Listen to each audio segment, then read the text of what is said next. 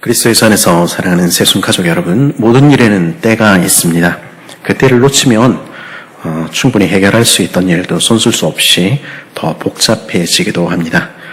나의 잘못으로 누군가가 마음을 상했을 때 위로가 필요한 순간들, 그런 순간들도 있지요. 설령 그런 의도가 아니었다 하더라도 교회에서 이런저런 일로 마음이 상했다면 위로할 부분 위로하고 사과할 부분들은 사과해야 합니다. 제가 여러 가지 사정을 다 충분히 고려하지 못하고 여러분의 마음을 아프게 한 일이 있다면 거기에 대해서 용서를 구합니다. 또한 마땅히 돌보아야 할 부분들을 잘 돌보지 못한 부분들에 대해서도 진심으로 사과를 드립니다. 하나님께서 여러분의 마음을 위로하시기를 간절히 바랍니다. 그래서 우리의 부모님 또 우리 가족들에게 사랑한다고 말하는 일도 그러하고요. 우리 공동체 가운데 수고하는 분들에게 감사를 표하는 일 역시 때가 있습니다. 왜냐하면 그때 하지 못하면 우리 관계들은 건조해지기 마련이고요. 나중에는 결국 후회하게 되는 일들 생기는 것입니다. 조금 전에 우리 집 나오셔서 초청잔치 광고를 했는데요. 복음 전하는 일도 마찬가지입니다. 아직 시간이 남아있는 지금, 때가 아직 지나기 전에 우리의 사랑하는 이들에게 당신을 사랑하는 이가 계시다 하는 사실을 알려주어야 하는 것입니다. 그리고 가르침과 배움에도 어쩌면 때가 있는 것 같습니다. 과거와는 달리 이제는 기독교인들이 반에 1명 아니면 많아야 2명 있을까 말까 한 것이 우리 자녀들이 다니는 학교의 현실입니다. 그런 가운데 때로는 선생님들이 성경의 창조의 이야기를 과학적이지도 않고 미신적인 이야기라고, 그런 것을 아직도 믿느냐라고 했다는 이야기들을 제가 종종 듣곤 합니다. 저희 집 아이들도 몇 년 전부터 밥 먹으면서 몇 차례 과학과 신앙에 대해서 물어온 적이 있었는데요. 그래서 그때마다 이렇게 저렇게 간단하게 몇 가지로 대답해 주고 말았습니다. 근데 얼마 전에 이번에 중고등부 수련회 가보니까 우리 Q&A 시간을 통해서 이런 부분들에 대해서 우리 자녀들을, 우리 중고등학생들이 생각보다 훨씬 큰 갈등을 가지고 있구나, 그런 생각 발견하게 됐습니다. 학교에서 일부 교사들만이 그렇게 하는 것이 아니라 아이들에게 큰 영향을 주는 유튜버들 역시 과학이라는 이름으로 기독교를 비웃고 조롱하는 것이 우리 아이들이 매일 당면하는 현실이라는 것을 발견하게 된 것이죠.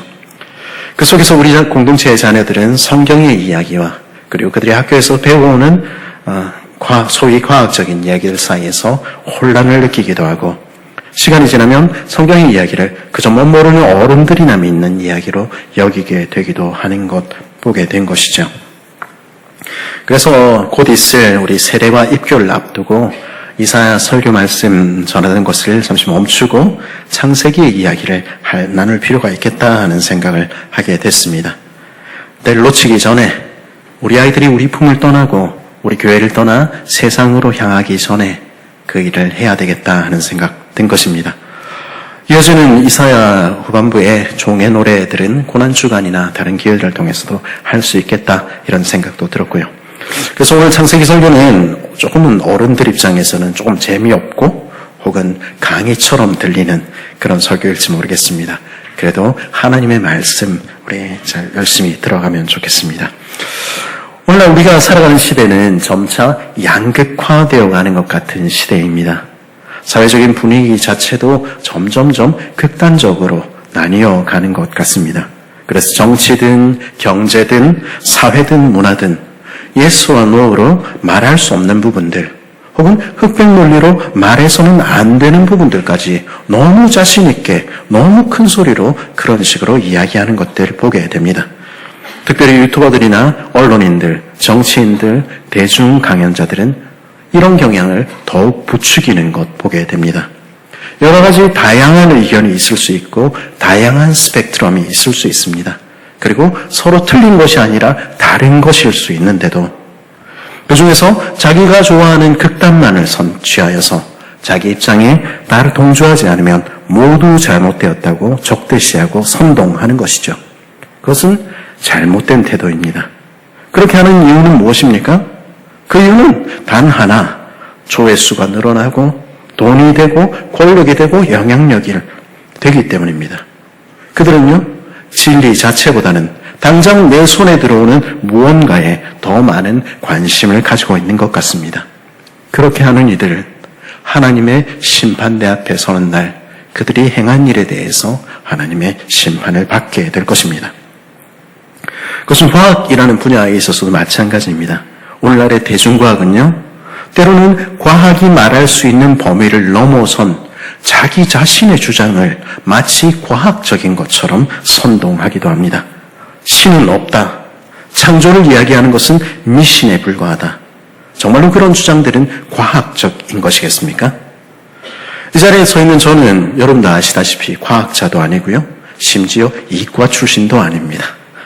기껏해야 대학에서 교양으로 과학사나 지식사회학이니 하는 수업을 좀 들었고 이런저런 논문들과 책들이 관심이 있어서 찾아본 서양사학과 출신의 목사일 뿐입니다. 그러나 그럼에도 불구하고 분명하게 말할 수 있는 것이 있습니다. 그것은 과학이 무엇인가 하는 정의에 대해서는 저도 이야기할 수 있을 것 같습니다. 과학적이라는 것은요, 관찰된 현실을 바탕으로 해서 가설을 설정하고 그리고 실험을 통한 검증이나 반복 가능성과 반증 가능성을 둔 설명을 통해서 세계를 체계적이고 합리적으로 이해하고자 하는 방법론적인 접근을 의미합니다. 그러니 과학은 내가 잘 모르는 것, 내가 말할 수 없는 것에 대해서는 모른다, 잘 모르겠다 말해야 하고요. 지금껏 이제까지 주장하고 붙들어 오던 것이라 하더라도 그것이 새로운 증거나 반박 앞에 열려 있어야 한다는 것이죠. 그렇지 않으면 그것은 과학적인 것이 아니라는 것입니다. 그런 의미에서 오늘 알림 교사들이나 유튜버들, 강연자들이 말하는 대중과학은 과학적이라고 말할 수가 없습니다. 우주가 빅뱅에 의해서 150억 년 전에 생겨났다는 주장이나 지라놀이 과학적이 아니다 그렇게 말씀드리는 것이 아닙니다. 그것은 그들의 입장에서는 말할 수 있는 가설이지요. 하지만 자신들이 선호하는 대중과학만이 객관적인 진리이며 그들의 사고체계에 맞지 않기 때문에 하나님은 존재하지 않는다 그렇게 주장하는 것은 그건 전혀 과학적이지 않은 것이죠. 그런 점에서 거의 한 세기 전에 아인슈타인 박사가 한 초등학생과 주고받은 편지는 진짜 과학자들이 어떻게 사고하는지를 보여주는 귀감이 될 것 같습니다. 그 편지를 제가 한번 읽어보도록 하겠습니다. 1936년 1월 19일 존경하는 아인슈타인 박사님, 저희 교회 학교 수업 시간에 과학자들은 기도를 하는가라는 문제가 제기되었습니다. 그것은 과학과 종교를 다 같이 믿을 수 있는가 하는 질문에서 시작되었습니다. 우리의 의문에 대한 해답을 얻기 위해 과학자들과 다른 분들에게 이렇게 편지를 쓰고 있습니다. 과학자들은 기도하는가? 기도한다면 무엇을 위해 기도하는가 하는 우리의 질문에 답해 주시면 큰 영광이겠습니다. 우리들은 6학년 엘리제 선생님 반입니다. 존경스러운 마음으로 필리스, 초등학교 6학년 편지 쓴 것이죠. 1936년 1월 24일 사랑하는 필리스에게 귀양의 질문에 관하여 가능한 간단하게 다음과 같이 답해보려고 하네. 과학자들은 인간사들을 포함하여 모든 사건들은 자연 법칙에 의해 일어난다고 믿는다네. 그러므로 과학자들은 어떤 사건이 일어나는 과정이 기도에 의해서나 초자연적인 것의 의지에 의해 영향을 받을 수 있다고 믿는 것을 별로 탐탁하게 생각지 않는다네. 그러나 그러한 힘에 대한 우리의 지식이 불완전하다는 것을 인정해야만 하며 그렇기 때문에 결국에 가서는 최종적이고 궁극적인 영의 존재에 대한 믿음은 신앙의 문제인 것이지. 그러한 신앙은 오늘날 과학의 엄청난 업적에도 불구하고 여전히 널리 퍼져 있지 않은가. 그러나 역시 진지하게 과학을 탐구하는 모든 사람들은 인간의 그것보다 훨씬 우월한 어떠한 영이 우주의 법칙 안에 나타나 있다. 자신을 드러내 보이고 있다고 확신하게 되었다네. 이런 점에서 과학자들이 추구하는 것은 물론 보다 순진한 사람들이 생각하는 종교성과는 무척 다른 것이긴 하지만 특별한 종류의 어떠한 종교적인 감정애로 인도한다고 말할 수 있겠네. 아인슈타인. 물론 아인슈타인이 우리와 같은 신앙을 가졌다고 말할 수는 없습니다.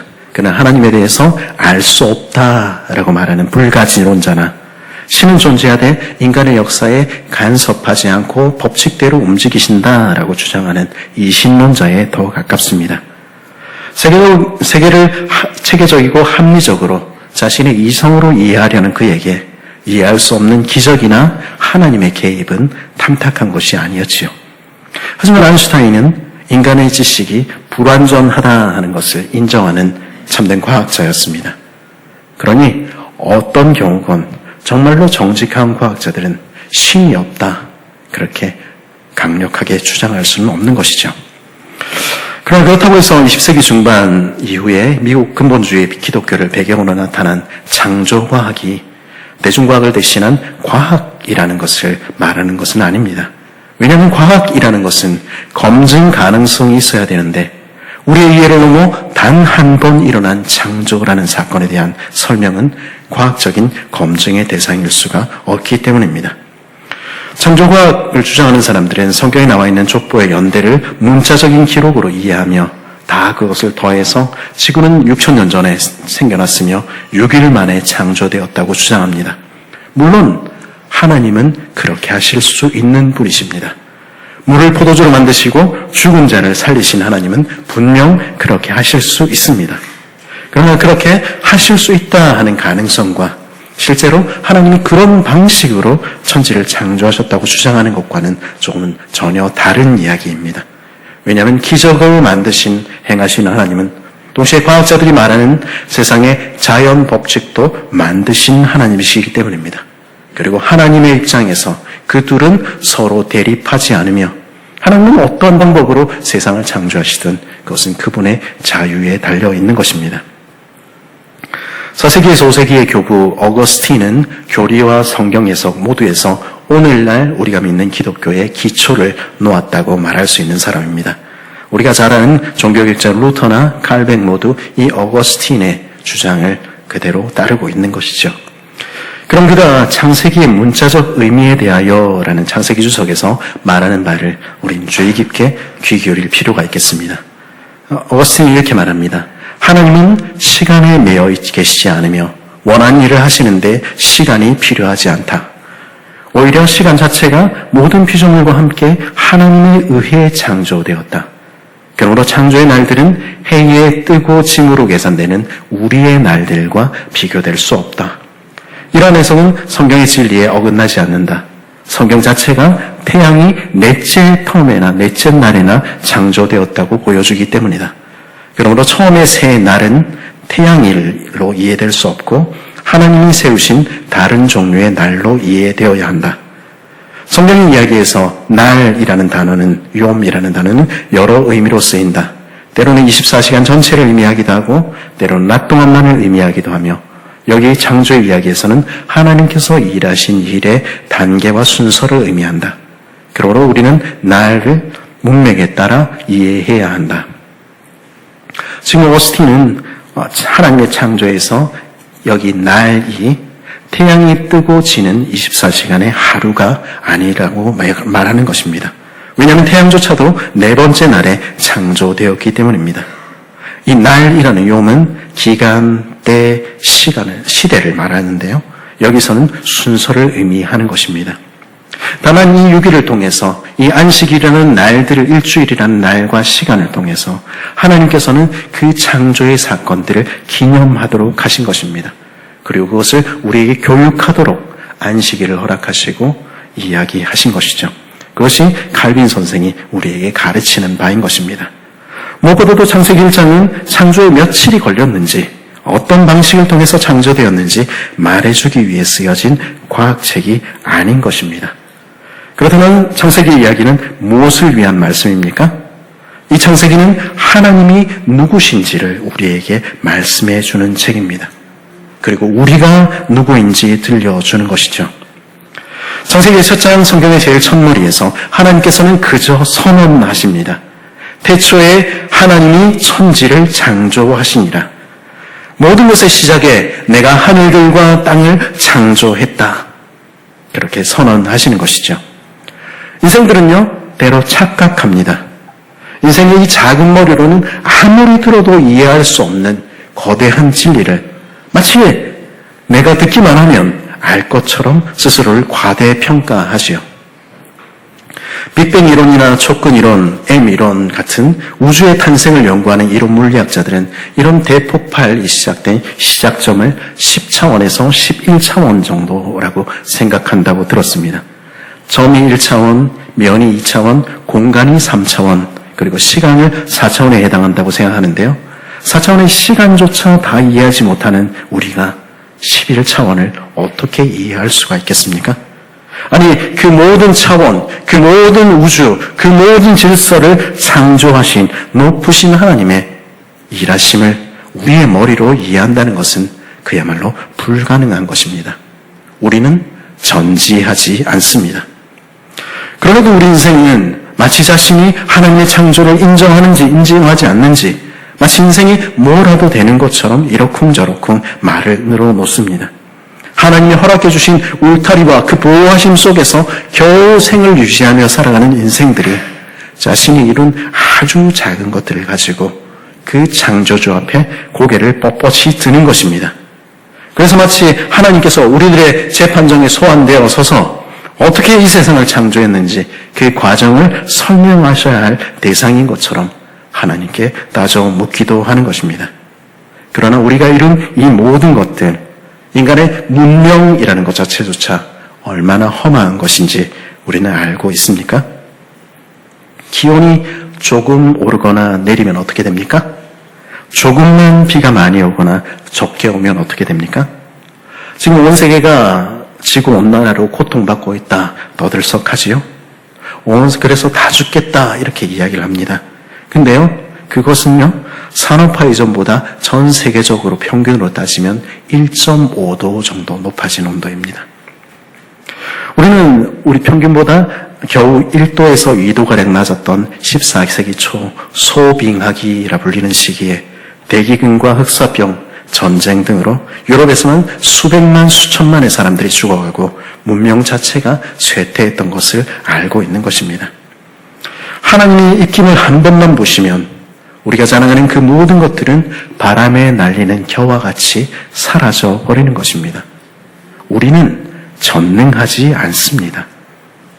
그러기에 하나님께서는 어떻게 세상을 창조하셨는가 하는 우리들의 질문에 일일이 대답하지 않으십니다. 사실 말씀하셔도 우리는 전혀 깨닫지 못할 것입니다. 사실 벌레와 같은 우리들이 인정을 하든 인정하지 않든 온 우주를 창조하신 하나님께는 아무런 영향도 미치지 못하는 것입니다. 그러나 하나님께서는 어떻게 하십니까? 그럴 필요가 없는데도 하나님께서는 친히 창세기라는 책을 우리에게 주시며 우리에게 말씀하시는 것입니다. 그리고 자신을 친히 알려주시는 것입니다. 태초에 하나님이 천지를 창조하시니라.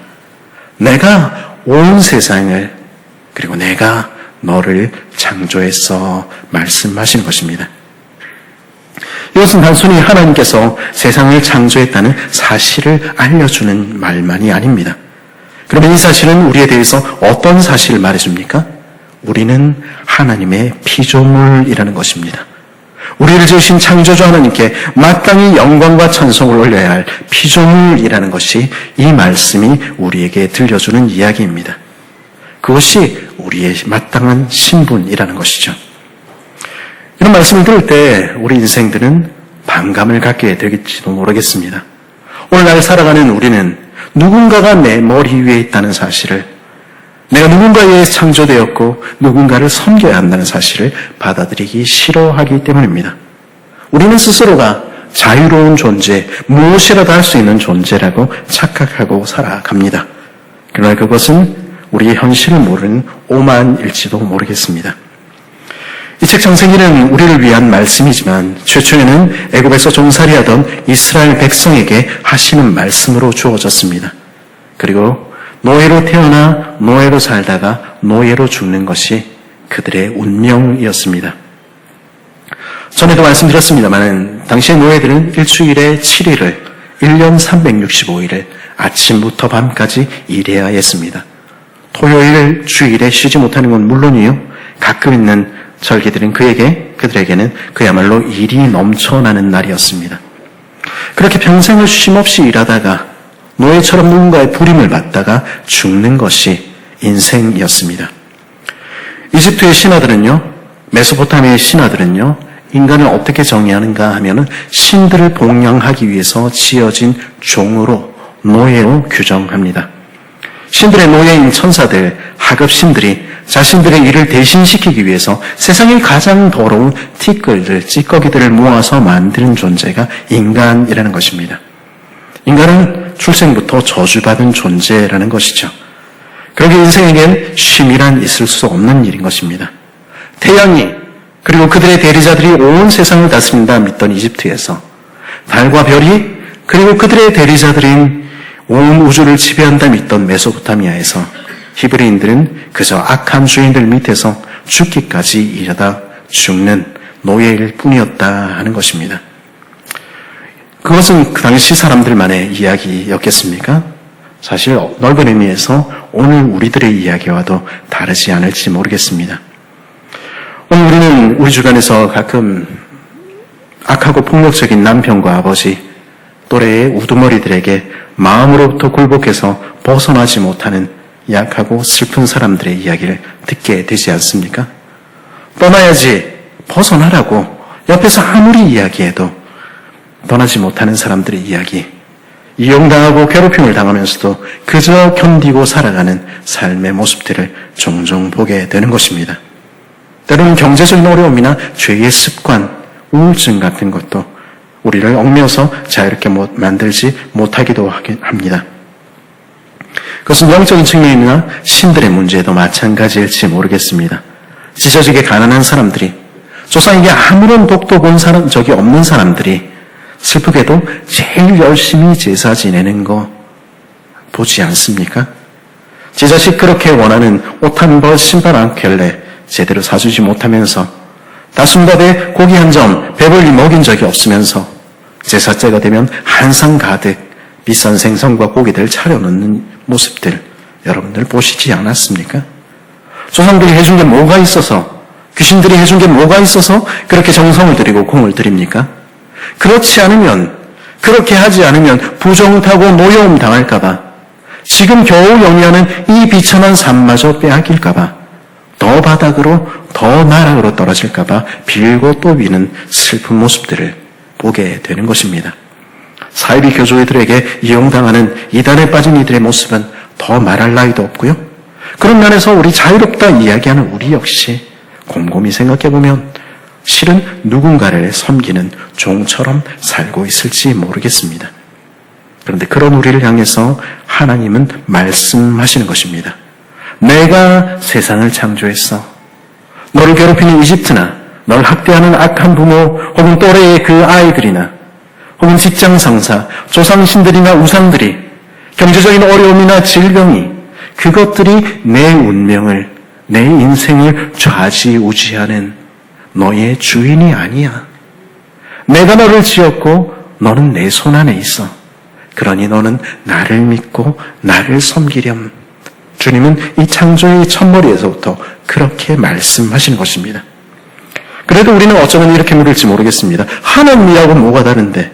결국 누군가의 종이 되어 사는 거 아닌가?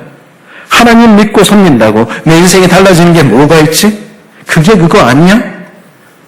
그런 우리에게 들려주시는 이야기가 오늘 말씀 2절입니다.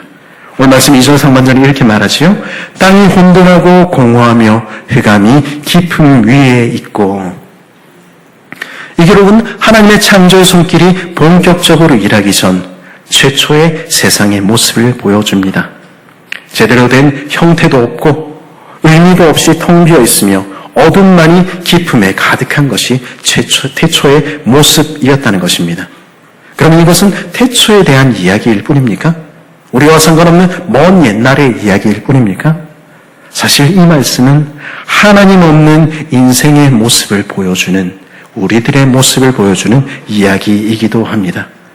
땅이 혼돈하고 공허하며 흑암이 깊음 위에 있듯이 우리 삶도, 하나님 없는 우리의 시작도 그러할 수 있다는 것입니다. 엉망진창이고 무의미하고 캄캄할 뿐인 것이 하나님 없는 인생의 모습인 것이죠. 그러나 오늘 말씀은 무엇을 우리에게 보여줍니까?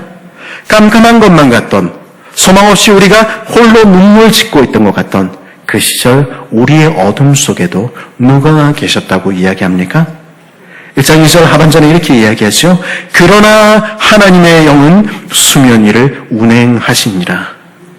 그러나 그런 우리들의 시작에 하나님 없이 혼돈하고 공허하며 흑암만 가득했던 우리들의 삶의 그 시작에도 하나님은 여전히 거기 계셨다는 것입니다.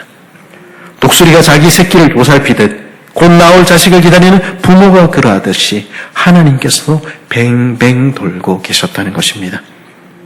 전에 말씀드렸듯이 에베소 교회에 보낸 편지의 첫 부분은 바로 이 창조의 이야기를 다시 풀어 설명합니다. 바로 이 장면을 사도 바울은 에베소서 1장 4절 5절에서 이렇게 적고 있습니다. 곧 창세전에 그리스도 안에서 우리를 택하사 우리로 사랑 안에서 그 기쁘신 뜻대로 우리를 예정하사 택하시고 예정하셨다.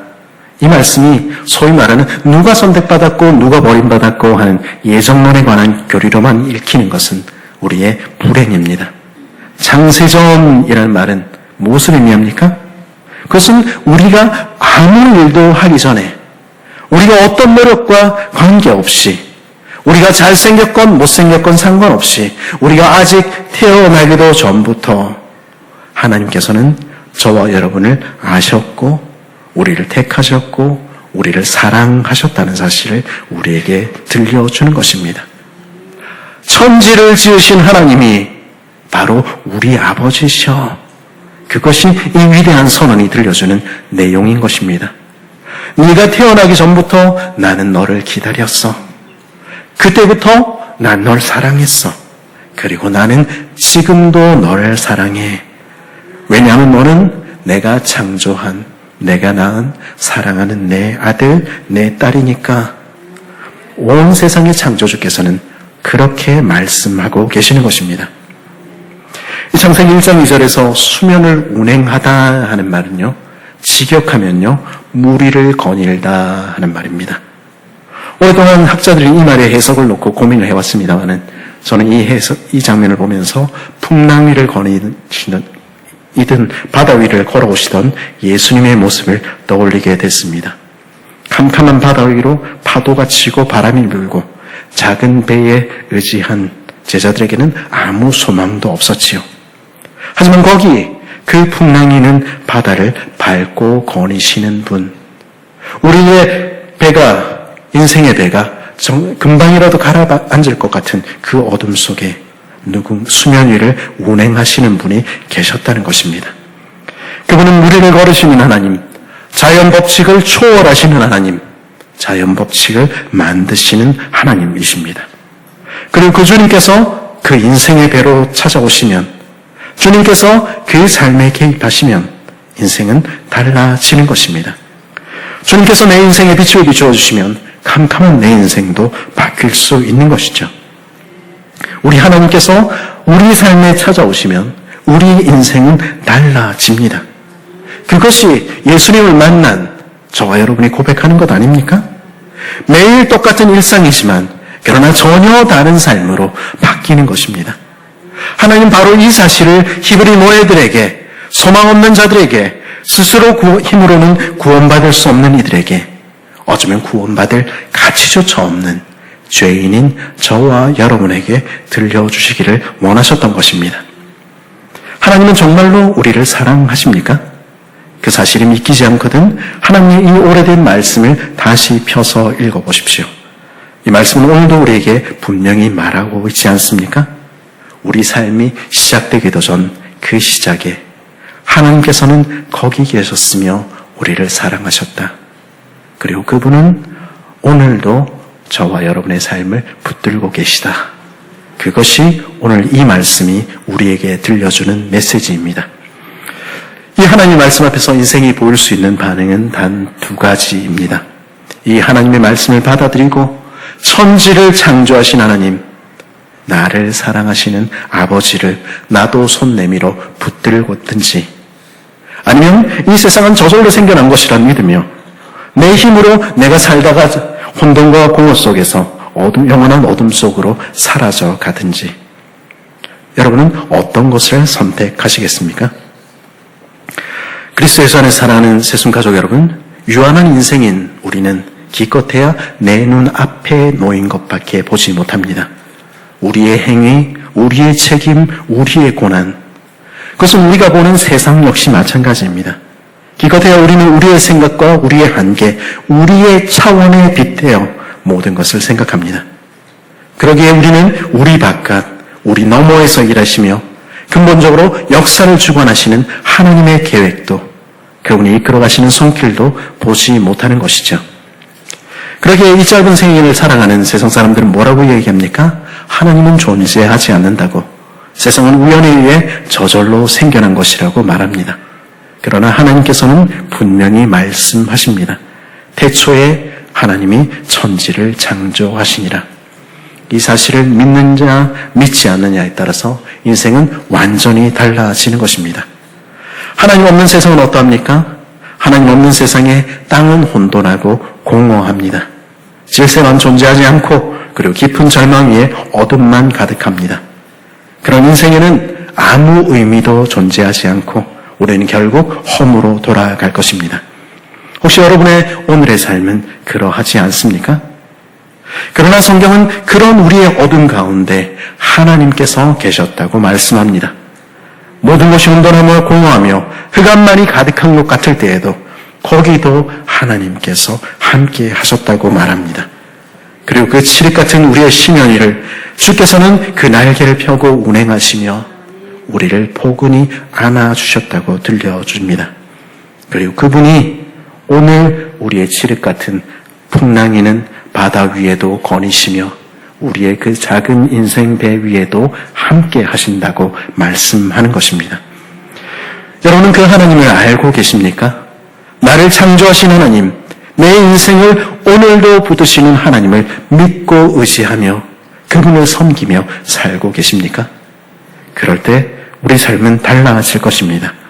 완전히 새로운 삶으로 변화될 것입니다. 그 주님을 참으로 인격적으로 만나게 되기를, 그 주님과 함께 살아가는 우리 모든 새순 식구들 되기를 간절히 바랍니다.